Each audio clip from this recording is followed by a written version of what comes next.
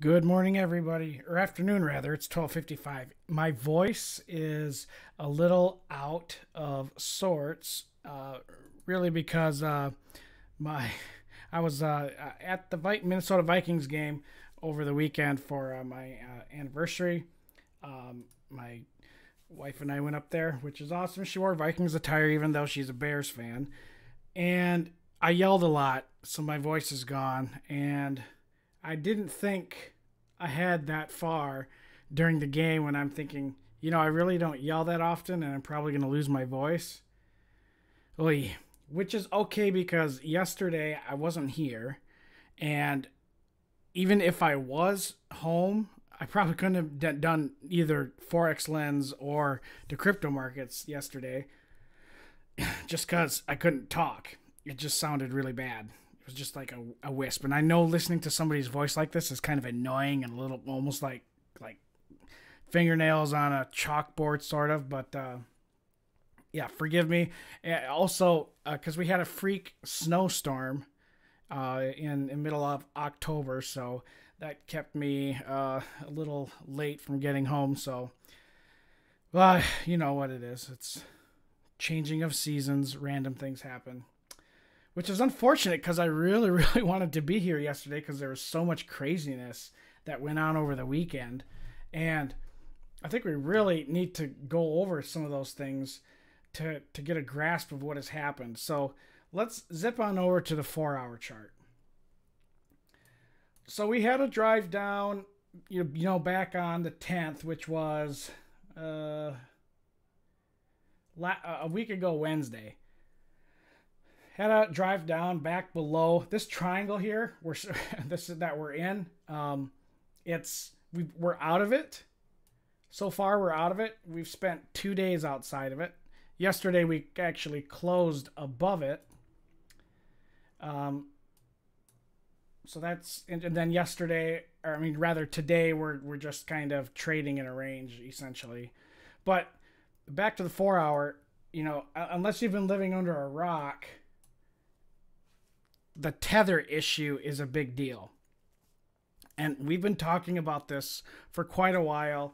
Even before it became kind of the big thing in the news, we've been discussing Tether. Or I've always been telling you it sucks. If you remember, on Telegram, I sent out an alert. Oh, when was this? Scrolling.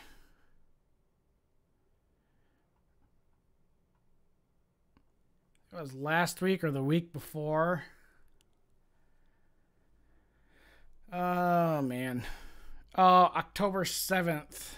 I wrote, "Get out of any tether, too dangerous to hold, and could be worthless in the blink of an eye." We're getting the first kind of heads up that's going to happen, okay? Combination of reasons why. Bitfinex and Tether are run by the same people. And when you have to base your company in the Caribbean, this is not disparaging businesses that run there, because there's plenty of successful businesses that operate out of the Caribbean. It's just they have a reputation for being a place where you don't have to follow a lot of rules that a lot of countries want to follow when you're talking about derivatives markets and any financial markets.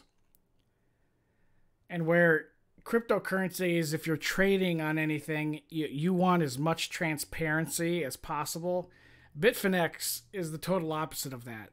There is blatant naked. I've gone over this with you guys before, but there's there's like naked trading. Short. One sec here.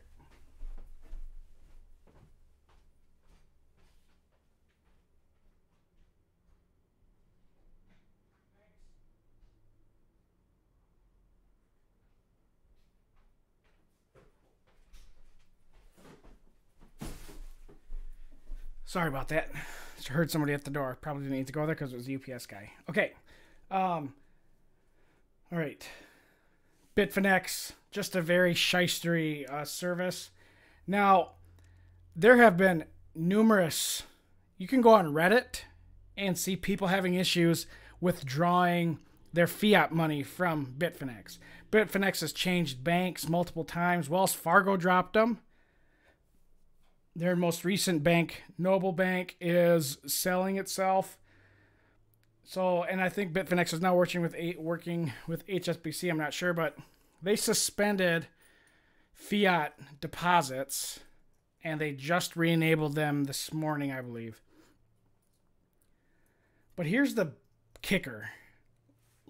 With Tether, you don't own a dollar when you have Tether. Okay? Tether is $1 equals $1. We don't know how many Tether are out there. We don't know if it's actually backed by a dollar, because there has never been a really good accounting of Tether. Okay, it's just, until there is their auditor cut ties with them, or they cut ties with their auditor. Either way, that's an issue. Okay, either something weird has to happen where the accounting firm needs to step away, or you don't want it around anymore. That's a little weird. Okay, so with Tether, you don't own Tether. I mean, you're not guaranteed to own anything. So if I have Bitcoin, that's my Bitcoin. Okay, if I have True USD, that's a stable coin that represents a dollar. If I have True USD, I am entitled to $1. If I have one True USD, I also have it equals $1. Okay, I can exchange it for a dollar. Tether, you can't. Tether is monopoly money. Who knows how much of it is printed? It's just poof, comes out of nowhere. And here's the issue. All right, and this should freak everybody out if they only trade Tether. One of the top 20 exchanges, DigiFinex, I've never heard of it before, but it is a top 20 exchange according to volume. They dropped Tether a few months ago, and they're using True USD. Okay, Bittrex launched True USD. Actually, TrueUSD launched on Bittrex, and then TrueUSD went over to Binance. But here's the real danger right here. This is from yesterday. Crypto exchange OKX. OKX is a big exchange. It's a top 5 exchange. Okay, they put out 4 stable coins all at once. TrueUSD, Circles coin, the Gemini dollar, that's the Gemini exchange, Winklevoss twins, and then this one I'm not familiar with, Paxos Standard token. Okay, 4 stable coins are now on OKX. Okay, so Tether is folks, it's gonna disappear. Even if there is an audit on it, it has a bad reputation. Bitfinex has a bad reputation. I would stay away from it. I wouldn't touch it. And this is what happened. So you see this big monstrous candle here. Okay, this is Coinbase's data. All right, we traded from an open of 6,218 all the way up to the close of 64.15. Okay, and we actually had a high of 6,810, 6,800. Okay, and you can see there's an issue here going on because it wasn't last week. Tether pairs and US dollar pairs, they were trading in sync with one another. I mean, maybe there was a little variation, but now it's at a premium. So Bitcoin on Coinbase is trading at a $300 premium to the Tether pair on Binance and Bitfinex. Why? Why is there a discrepancy? Because Tether is losing value against the dollar. Okay, this is the true US dollar. It tried to recover. Here it is. True US dollar to Tether. This is on Binance. There's a huge discrepancy where the true US dollar coin was gaining in value against Tether. All right? That is a totally normal, totally natural thing to have happen. And it is evidence of Tether being an insecure, an unaudited, and false currency, okay?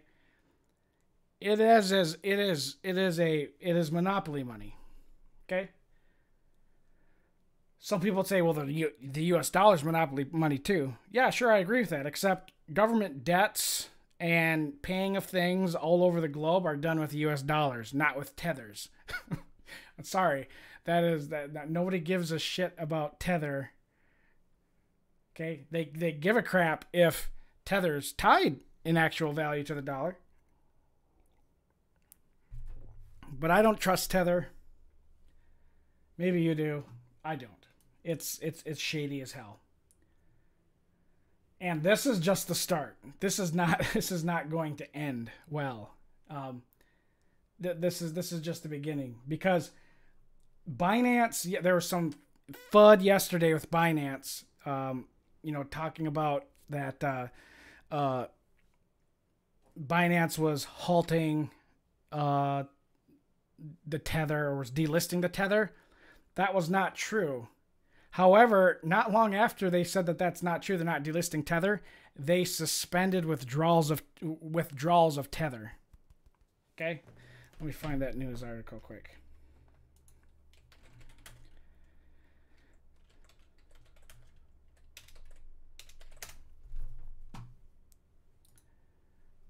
Yeah, this is via CoinDesk. Okay, crypto exchange Binance, the largest by volume, suspended withdrawals of Tether Monday morning during a period what it called heightened activity. The withdrawal function has since been returned, according to Binance's website. Blah, blah, blah. They disavowed rumors that it was moving to delist Tether, calling it a single photoshopped fake announcement. When CoinDesk, they have no comment. Blah, blah, blah. So there's a huge issue with, 768.5 million Tether is on Binance, because Binance and Bitfinex represent the largest Tether holder. I don't think this is an indictment of Binance.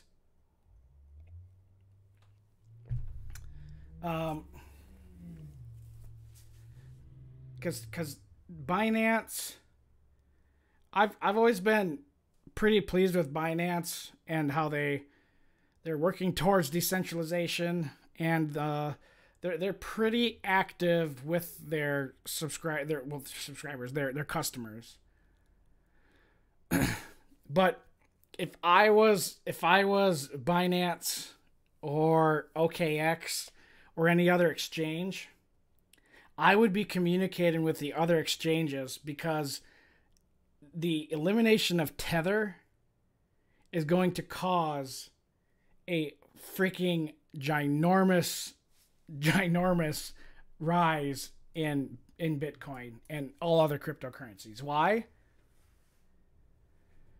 Because Tether on a lot of exchanges is the only type of fiat dollar that you can use to buy and sell cryptocurrencies with.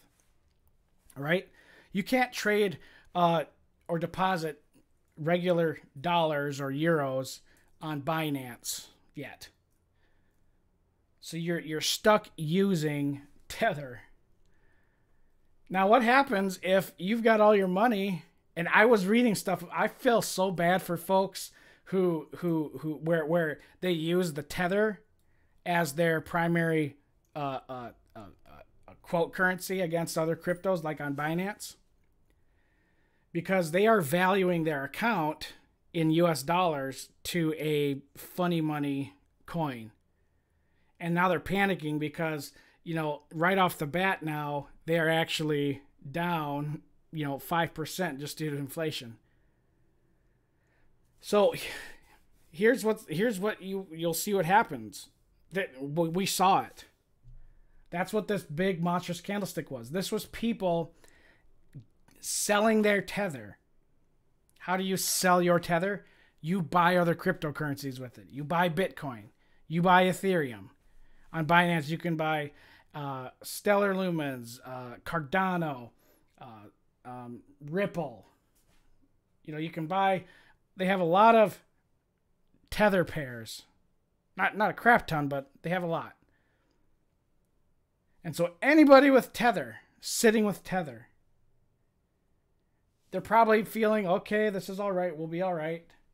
But here's the thing. True USD going on Bittrex earlier this year, early in 2018. Digifinex dropping Tether a few months ago. True USD showing up on Binance a few months ago. And now all these other stable coins that OKX just put up yesterday. I wouldn't be surprised if a lot of these big volume exchanges are communicating with one another and saying, hey, professional courtesy. This is just what I would assume. You want a stable marketplace. It is incumbent on a lot of these exchanges to be transparent and provide a lot of some honesty and integrity in these markets, because you've had Japanese and South Korean exchanges hacked repeatedly. You've had the Mt. Gox issue. So a lot of these big exchanges really need to do a lot by, whether they want to or not, they have to be ambassadors of integrity for, trading cryptocurrencies. And the people that run them are smarter than me. I'm assuming that they know, or they have people there that know, that if you eliminate Tether from one of the top 10 exchanges, like you say you're delisting it, that's going to cause a metric shit ton of problems. Because when it happened with just Bitfinex, which I think is the 4th or 5th largest by volume, it rippled across the entire cryptocurrency market. Okay? Massive bids on all the exchanges. We saw excuse me. Go back to the daily here. Coinbase shot up a ton. Bitstamp shot up a ton. Kraken shot up a ton. Binance, of course. and Bitfinex, of course. So you saw this massive drive higher.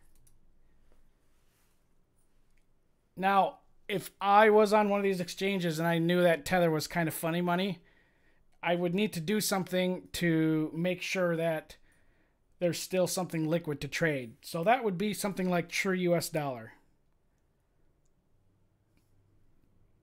They would have to convert things. Or Binance has Binance Coin, which is kind of a stable coin in its own. But yeah, folks, Tether, I'm really excited about it, because that is going to cause such a pump in these markets. It's going to be ridiculous. You saw what happened over the weekend? That ain't nothing. Because once Tether finally does get delisted, or seriously, one of the top 10 cryptocurrency exchanges, when they drop Tether, I would imagine we would probably see a coordinated, back-to-back announcement by exchanges saying they're dropping Tether. Because why deal with something that you don't know if it actually has a dollar to it? And then why even offer it if it's not even yours? You're not entitled to that dollar. Again, for those of you watching this who came in a little late, my voice is down because I was at the Vikings game on Sunday, and then we had a snowstorm. That's why I wasn't here yesterday. But even if I was, I probably couldn't talk to you anyways. So my voice is just getting back to working on getting back to normal. But why would you hold on to Tether when in any minute it could become worthless and you're not entitled to anything. There's nothing backing it. True US dollar, Gemini coin, US dollar coin. Those are $1 to $1. Okay? They're, quote, stable coins. So, I don't know why you'd want to sit in Tether. And, oh, man. When it finally does hit the fan, when Tether finally hits the not being used anymore fan, oh my gosh, it's gonna be a crazy. There's gonna be a lot of activity. Some people might ask, well, why does Coinbase go up when Tether when Tether pairs go up? It's because the markets are really interconnected. Plus, you've got people like me, and you've got big funds that are doing these automatic arbitrage opportunities. So you've got coins traveling here, there, and everywhere, or they're just, reconciling. They have, a lot of cash on all these exchanges, and they're just reconciling buys and sells with what they have. It's a big market. It's a lot like forex with the interbank exchange. So, yeah, you just gotta. Cryptocurrencies are kind of the same way. I mean, you see price going up on one exchange, it's probably going up on another. And there is definitely some variance between the two exchanges, but not a $300 difference. On my screen here, in my watch list, there's Bitfinex and then Binance are both next to each other here. But then if you look below, these are all the US dollar pairs. So this is Kraken, Bitstamp, and Coinbase. There's a $300 premium on. Yeah, Peter, definitely. Yep. Yeah, I know people who've left Bitfinex. I mean, people are having issues withdrawing their money. Bitfinex is saying there's no issues, but I don't know what it is, folks. I don't know if they spend time on Reddit or not, but when you have customers all over the place posting that they are screenshotting and posting that they've been waiting 12 hours or days for fiat to get withdrawn. It's a nightmare. See, one of the things I don't think that you should. One of the things that I do, like back in December, November, I was transferring things on exchange when I was cashing out and taking a lot of profit. I was cashing out. Actually, I didn't take any profit in December. I left in November way too early. But, anyways, the Litecoin was how I was moving stuff, because Litecoin's fast. Litecoin's a lot faster than Bitcoin. So Litecoin network is faster than Bitcoin's, definitely. But I could easily on Bittrex, Bitfinex, Kraken, Poloniex, did I say Bitfinex? Any of those that have Litecoin, I can always buy it for Bitcoin or Tether, whatever it was, put it into Litecoin and just withdraw it to Binance and convert it back into dollars, just like that. Really easy. You don't have to do that now because there's stable coins like US dollar coin, where that is $1. It's worth $1. So now you don't have to do that. But this Tether thing is going to be a nightmare. I'm excited about it because it's going to cause this market to explode.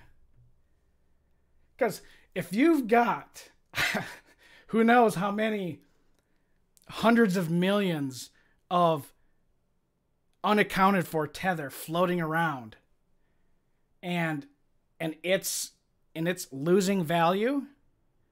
I mean, this is just basic economics, folks. These are natural economic forces taking a hold of a monopoly money. Okay, Tether is the Venezuelan bolivar of of cryptocurrencies.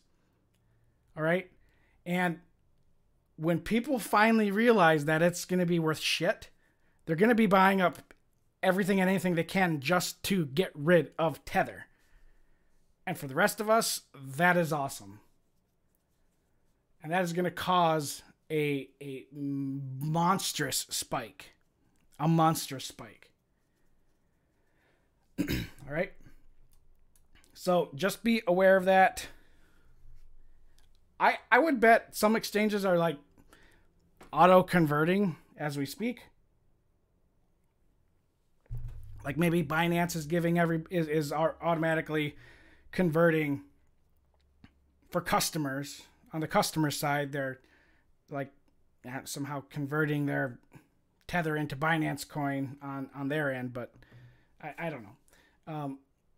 What I do know is sitting in Tether is such a horrible idea, especially when there's so many better alternatives coming out. Okay, I'm just repeating myself. So let's take a look at what we've got going on here. So based on technicals, this is a pretty bullish looking chart so far. All right.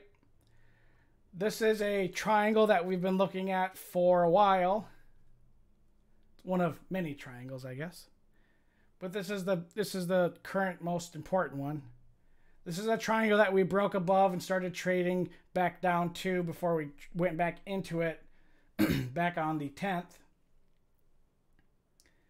And we see that's pretty much right where it halted, right on the line here. And we've since broken above it, okay? We broke above it on a FUD event, and we've held above it, okay? We've held above this. And this 4-hour candle has a lot of buying pressure behind it. It's a lot. That's a big wick.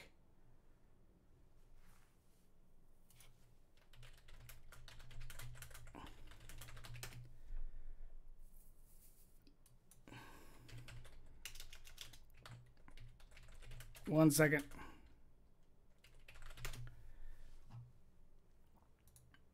A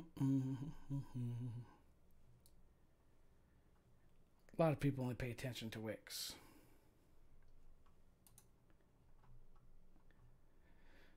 Oh, where was I at?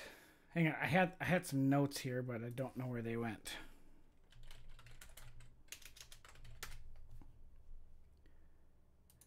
Do.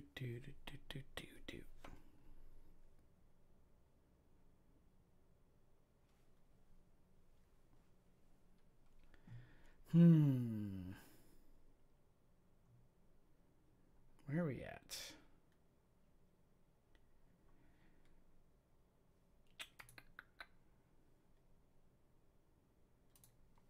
Well, anyways, I tried to find something on here about... Sweet.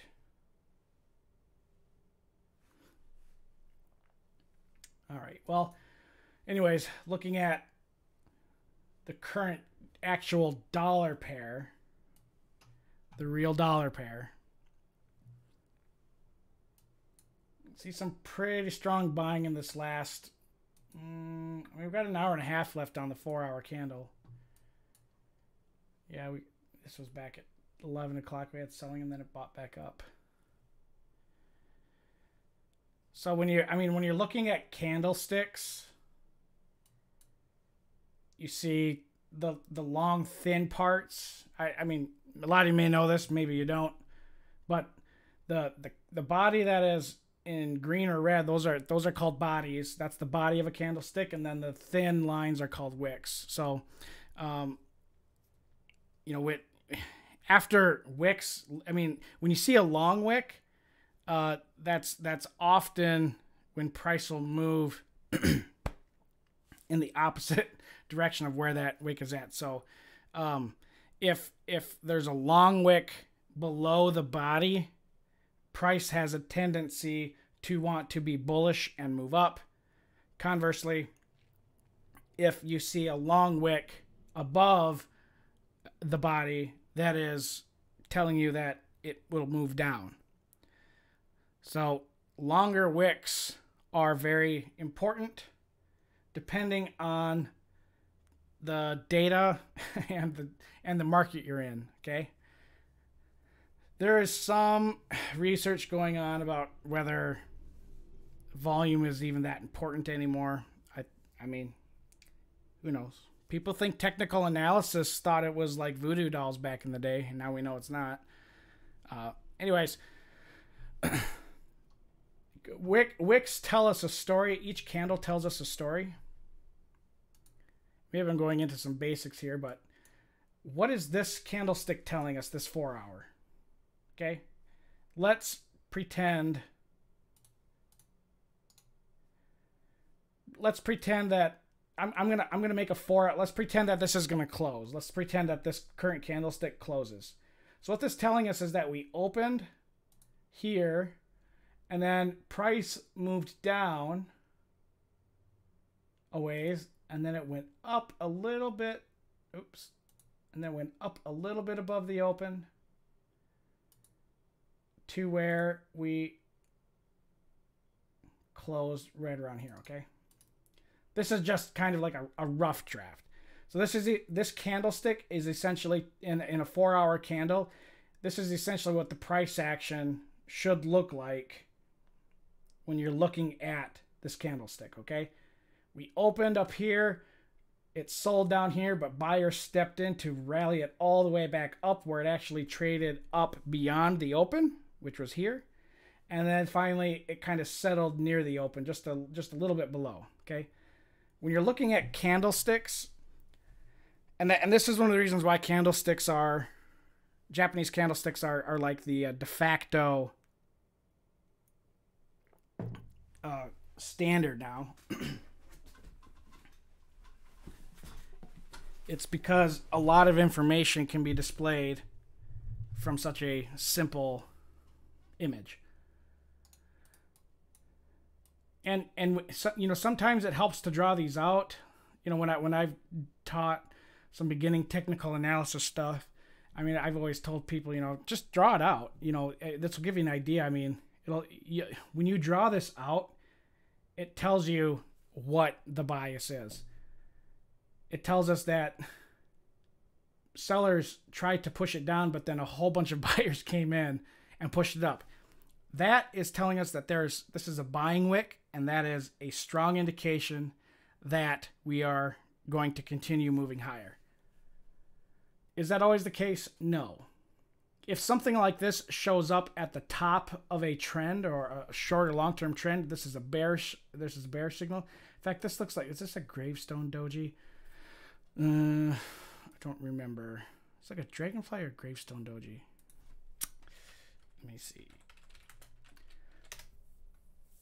Gravestone doji. No, that makes sense because gravestone is bearish. But dragonfly, that's what it is. There's so many names. Dragonfly doji. If we closed like this is dragonfly doji. And a doji is anything that like has no body or very little. I mean, people who are candlestick experts, there's a lot of people are like absolutists, or they provide a little subjectivity.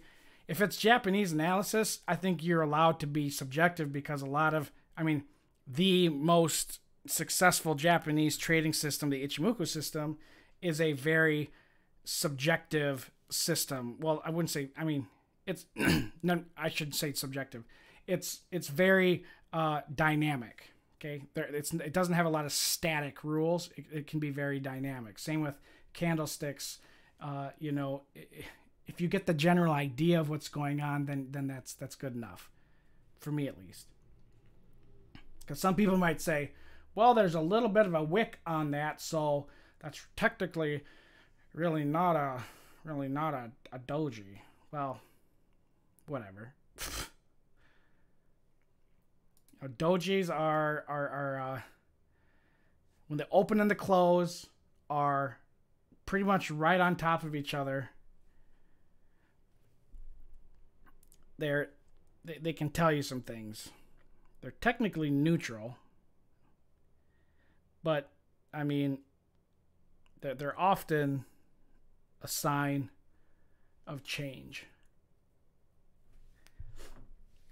But certainly with this big wick here, this is telling us a story. Could have moved further down? Absolutely. Yes. In fact, I wouldn't mind seeing prices test this triangle again. We may have a repetition of what happened back here at the first week of the month. We traded up above. I mean, we need to get some clear distance away from this triangle to be considered to have a nice breakout. But I mean, at the same time, there's another trend line not far from this one.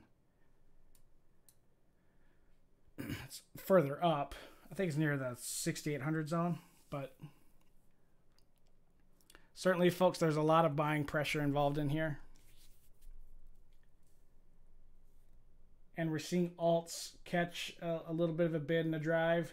So, I mean, I am so excited about these next couple weeks. I am so excited. It's going to be wild.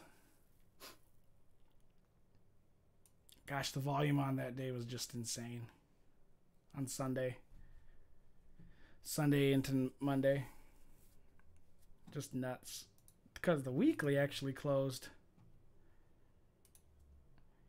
Yeah, that's an interesting weekly close right there. Traded higher than the prior week. just for like a couple minutes. This is this is a tight range. Oh my god. Let me get that.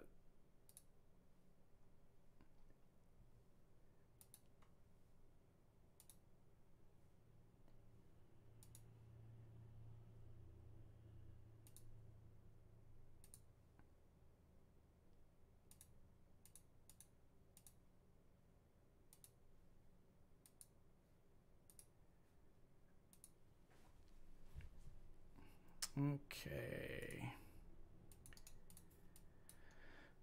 Yeah, I think this is the longer one. No. But it is.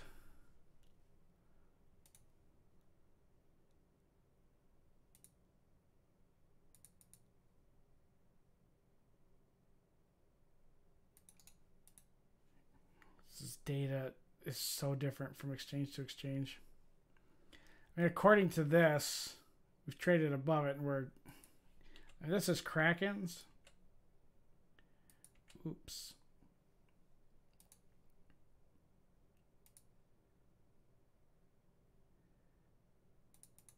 You could draw these all day long and show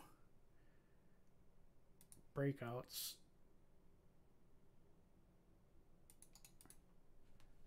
Or that we're still impending. I mean, it's just nuts.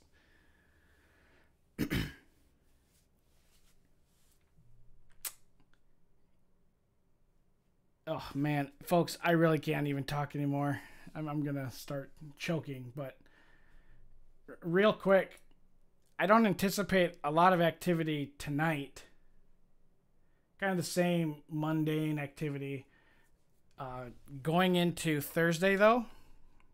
Tomorrow and Thursday, I would anticipate a lot of movement. There is a shitstorm coming, and because OKX, the exchange OKX, put up 4 different stablecoins, why would they do that? Okay? We know that there's a fixed supply of those stablecoins because they're audited by third parties, by reputable parties. They're based in the U.S., so you know, there's a lot of crazy regulations for that kind of stuff, positive regulations for that kind of stuff. So we know that there's a fixed amount. If you've got 200 million of funny money Tether and you need to somehow reconcile that with your customers, like you need to convert that or give them the option to convert out of it, you're going to need to have some type of alternative dollar coin. And one coin ain't going to do it unless you have a lot of it. So having OKX having 4 new US dollar stable coins, that's 4 different supplies that I would presume cover how much Tether they have, so customers can get out of Tether and get into those those stable coins. All right, it's gonna be crazy. I mean, we know already. God, that's turning bullish, isn't it? It's nuts. That is really. There's a lot of buying in here. There is a lot of buying in here.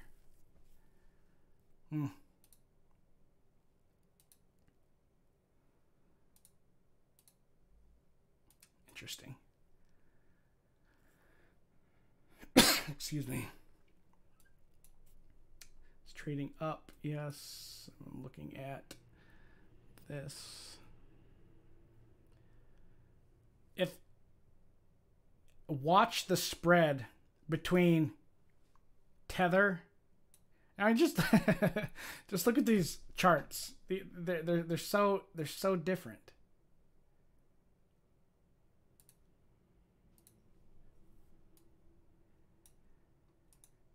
Binance on the left, Coinbase on the right.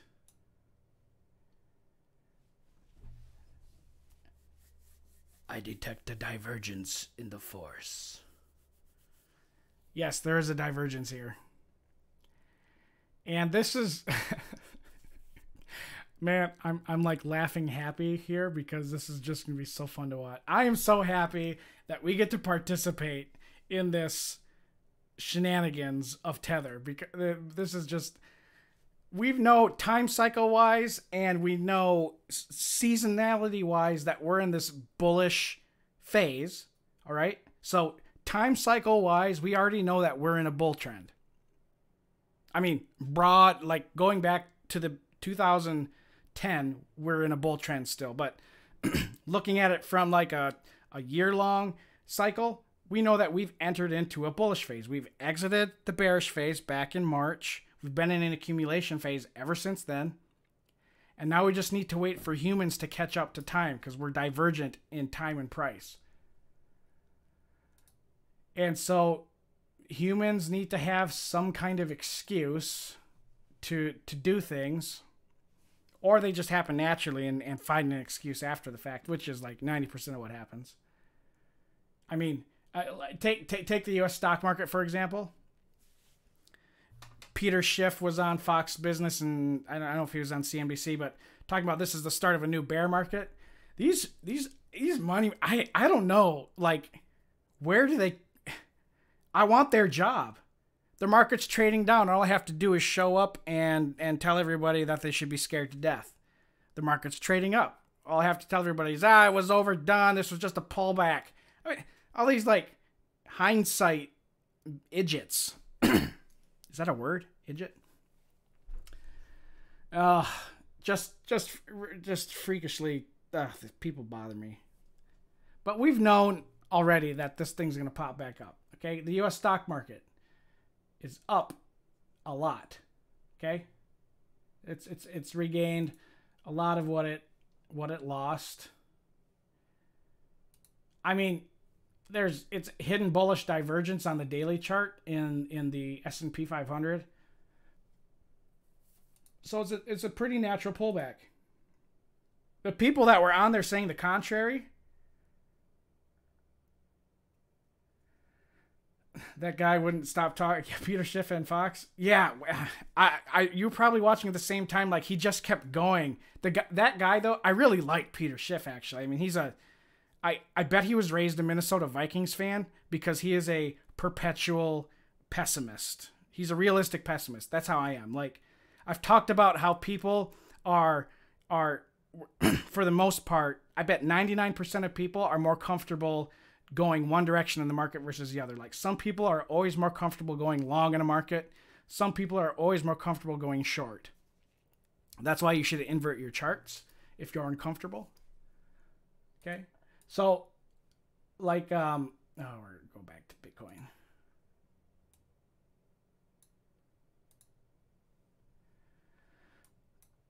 Yeah. Peter Schiff, he's a permabull. I mean, that guy is so thrilled when shit collapses. It's kind of, I really relate to that because when stuff is falling apart, I really like feel good because I don't know. I don't know. It's just exciting to me when things are bearish. So anyways, we have divergent charts here of the same instrument of Coinbase on the right, US dollar, and then Tether on the left. Tether's actually showing a flagging pattern here, a bullish flag, pennant, whatever you flags, pennants, same continuation patterns, but an inverse head and shoulders here as well. And there's a upwards channel here that is just people are going to miss the boat. People are going to miss the boat, and I really feel bad because it sucks when people miss the boat.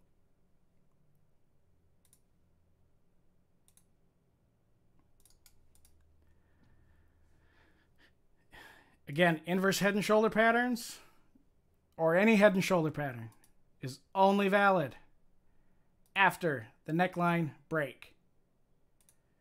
That is right out of the Chartered Market Technicians Level 1, your baby's first book on technical analysis book. Okay? Head and shoulders patterns, the most profitable patterns, but only if the neckline has broken. Because chasing head and shoulders patterns is like chasing straights or flushes in Texas Hold'em. You will always get burned because they get rejected a shit ton of times. Anyways, there's a lot of bullish activity going on in here. And this whole market is about to turn on its head. And I tell you what, could we get another drive down? Sure. Very limited.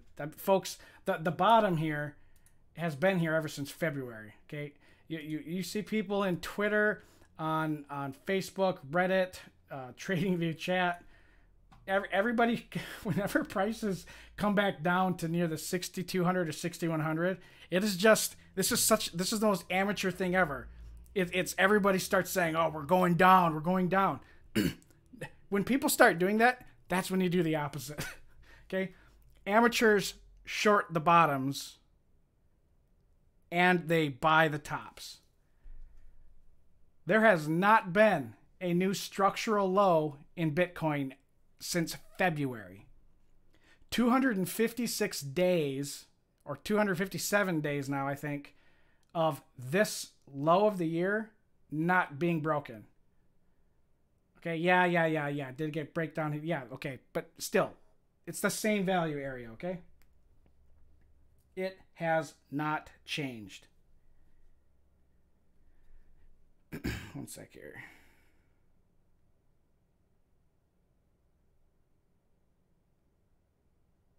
I don't know what that is. Okay. I mean, this is... Oh, people wanting to short this are just insane. Just insane.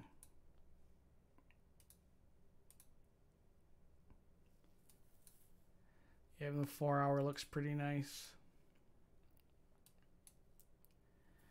So yeah, just be on the lookout for this. I mean, we're still in a triangle. Things can still move up and down, and this things can constrict even more. But you know, all this stuff is happening as we're getting close to another breakout of all this stuff with Tether. The fact that Tether is about to collapse, either out of fundamentally it's unsound, and more, probably more importantly, because users are going to abandon it, and into something that is actually of value, because normal traders have been aware of tethers. I'm assuming a lot of you, maybe not everybody, but Tether is shit. It is literally the Venezuelan bolivar of cryptocurrencies. It is a unaccounted mess that served a little bit of a purpose, but it can't serve that purpose anymore. And so just be aware of that. Trade ideas, yes. Why don't we go over some of them real quick? Got 15 minutes. Where are you at? Yeah, El Petro. I don't know. Maduro has some idiots that serve him, clearly. Dangerous idiots, but like one of his ideas for eliminating inflation was to just take out a lot of zeros off of the bolivar, and that'll solve the inflation issue. Oh, it's 100 million bolivar for a loaf of bread. Well, we'll just take 6 zeros off. That's not how it works, idiot. Oh, our currency's not worth shit anymore. We'll just create a new magical one based off of our natural resource reserves. What the hell does that mean? That's not even apples to oranges. That's apples to unicorns, man. That's just pointless. Ugh, I tell you. I still remember when pro-socialists here in the States were just touting the wonders of Venezuela. I mean, and normal sound-minded capitalists and free market economists were just like knew that, yeah, this is not going to last though. Yeah, it's fine for now. But it's true. Eventually they did run out of everybody's money. Ugh, idiots. Okay. Folks, it doesn't really matter what kind of chart we're going to look at here as far as an altcoin market. So if we're looking at Walton Chain or ZRX, we're looking at the same kind of bullish setups everywhere. There's a lot of flag patterns.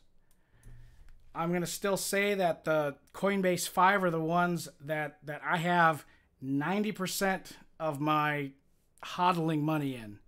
That is Cardano, Basic Attention Token, Stellar Lumens, OX, and Zcash. Okay, that is ADA, BAT, XLM, ZRX, ZEC. And Coinbase I'm thinking like every week or every 2 weeks, they might start coming out with announcing new coin being added to their platform. Especially all the Coinbase 5. I talked about this all week last week, and I think the week before maybe that expect to see that happening a lot more frequently. Coinbase has had such a drop in volume, just like every other exchange almost, except for Binance and OKX, I think. And Huobi, however you pronounce that. The El Petro UFUs. Yeah, I don't know. If it will. The thing is that like it's so antithetical to what a large amount of pro cryptocurrency people, pro cryptocurrency folks are going to be your kind of traditional liberals, like talking not modern US liberals, but traditional economic liberalism, like Milton Friedman, where and politically the same way too. So having a cryptocurrency controlled by the government is the antithesis of what Satoshi Nakamoto intended. Okay, and Venezuela, a dictatorship-owned cryptocurrency is for one, it's not gonna work in a free market system, okay? Because it's already failed in a free market system with paper money. I don't know how they think going digital is going to solve it. Yeah, I'll check Litecoin.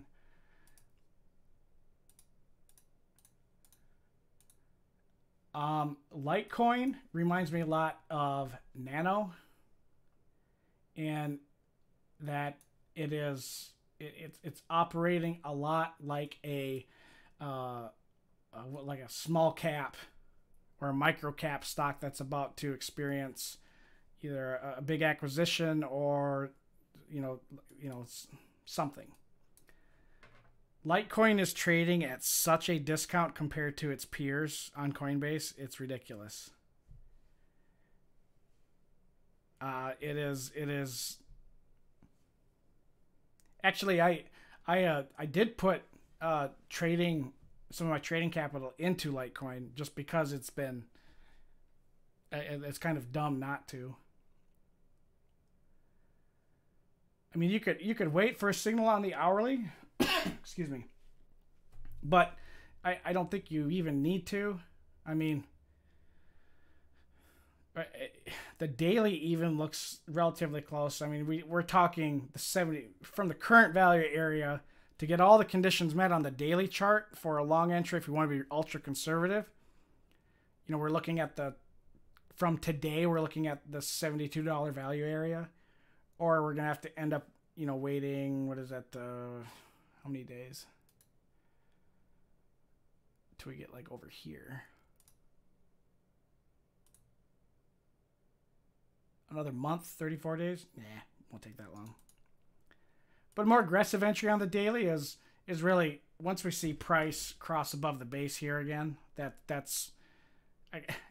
Crossing above the base means that we've crossed above the conversion, the bottom of the cloud, and we've crossed above 3 really important resistance zones.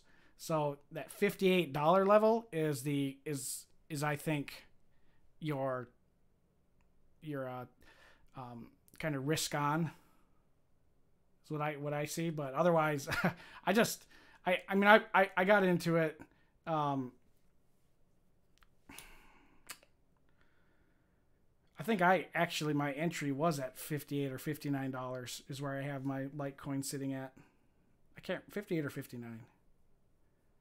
But yeah, it's trading at such a discount to Ethereum and Bitcoin. But yeah, I keep scooping up more Cardano, basic attention token, all those. I mean, Cardano actually, I'm surprised the market didn't respond to it, but the Cardano Foundation and IOHK, they've separated. So the Cardano Foundation is not actually a part of Cardano project, of the whole Cardano project, which sounds confusing, but Charles Hoskinson, he's the bigwig of Cardano.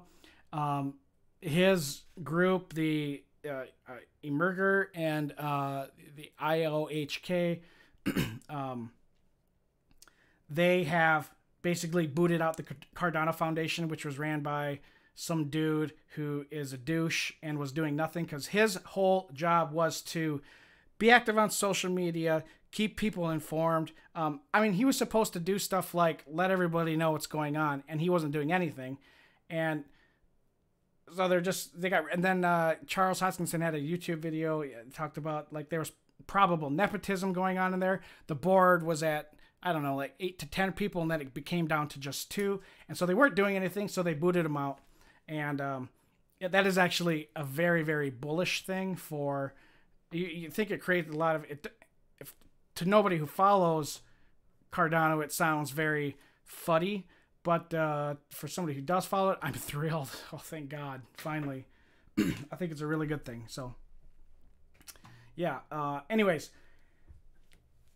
every single altcoin here that has a Bitcoin pairing on a non-Tether exchange is going to have the same looking chart, this hourly to 4-hour bullish flag setup going on. And yeah, it's going to be an interesting every day we get closer to something nuts going to happen. So the Binance issues with restricting Tether withdrawals, OKX adding the 4 stable coins, Digifinex from a few months ago. There's a lot of things signaling that this Tether thing's done and over with. So, just be on the right side of things and not sitting in Tether. I don't give out financial advice, but because I can't. Thank you. Derivatives trading involves substantial risk, is not suitable for all investors. Past performance are not indicative of future results.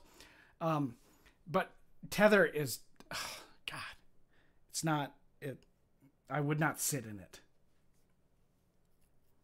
I think it's dangerous. If you like to short, I use Kraken. Ion does. Ion's on is that Bittrex? Or is it, oh no, it's Binance only.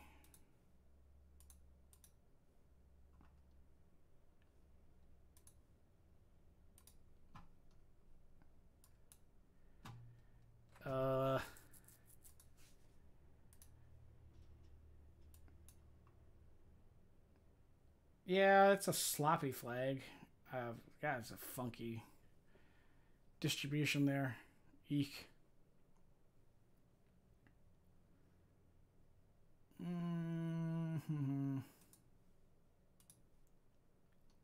That looks a little better if you were to avoid these extremes here. But yeah, Ion certainly above this. Well, I guess like at 703, 704 is a fine entry here on the hourly. But you said on the daily. Yeah, same zone. It's 713. Yeah, it's this. Okay, so Aeon's chart, however you pronounce it. That's a pretty standard inside bar thing we got going on here. So inside bars, they're one of my favorite things. I don't think I'm on logarithmic. Nope, just regular. I use logarithmic for some things, but I also chart by hand a lot. Just on some currencies and Bitcoin, I chart by hand like Gann used to. I think I have a picture of it. I'm gonna get my green screen and camera back up, folks. It's just with all the stuff going on with the contractors over the last few weeks. I mean, it was just kind of nuts. I don't have a picture here somewhere. Oh yeah, right here.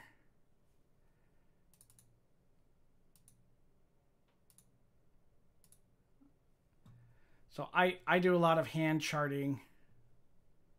And so this is Bitcoin's weekly chart. I need to update it clearly because that's only up to August. Well, I mean, I have updated it. I need to update this picture rather. So, but yeah.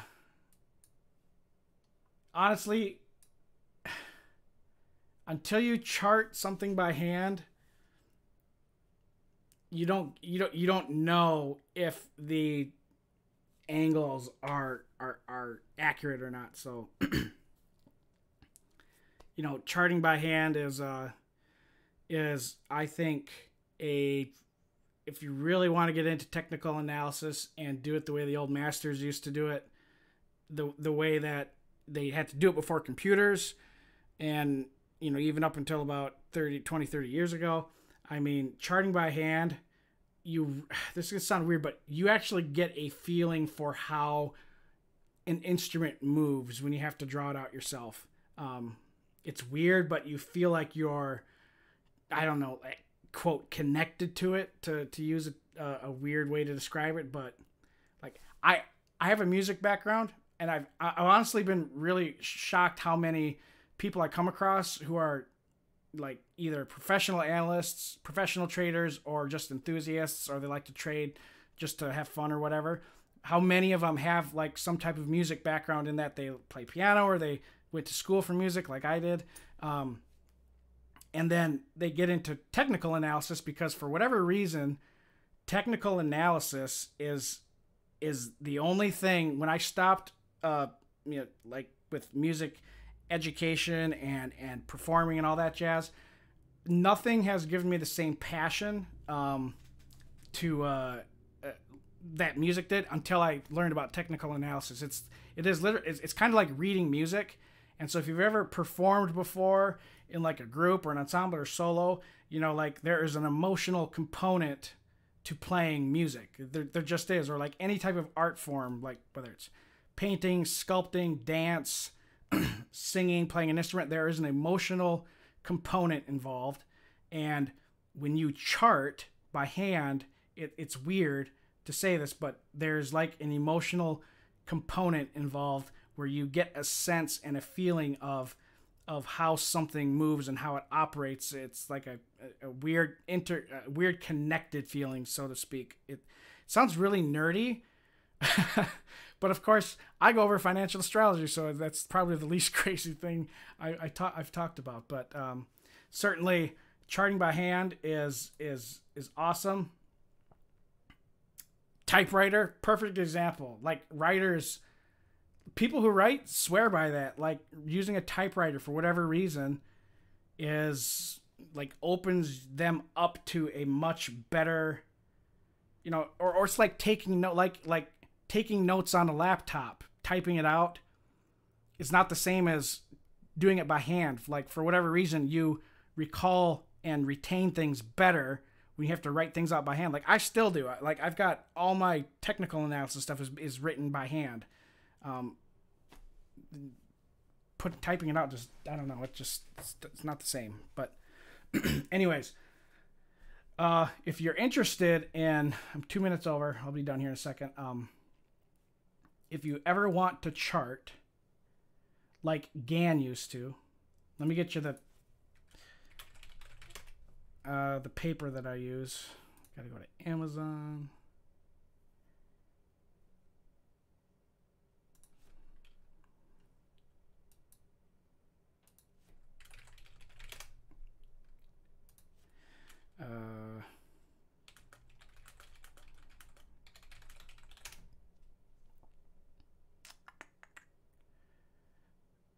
I believe this is the stuff.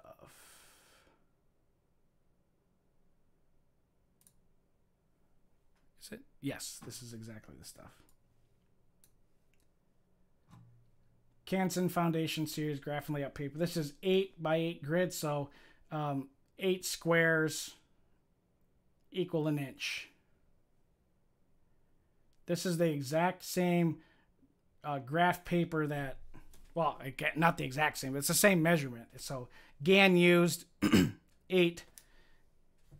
He used others, but most of his stuff he used 8 squares per inch graph paper. Okay, this is long graph paper. It's wide, so if you ever want to chart by hand, this is the stuff that I use. It's cheap. Okay. Anyways. All right. Yeah, really excited to see the rest of this stuff happen. So, okay, guys, sorry about not being here yesterday. Hopefully my voice gets better. I meant to actually keep it short today, but get clear. I just kind of get long-winded every once in a while. Take care of yourselves, and I'll see you tomorrow afternoon for the Forex Lens, folks. I'll also see you tomorrow morning at 7:30. Have a great rest of your trade day, and I'll see you tomorrow. Bye-bye.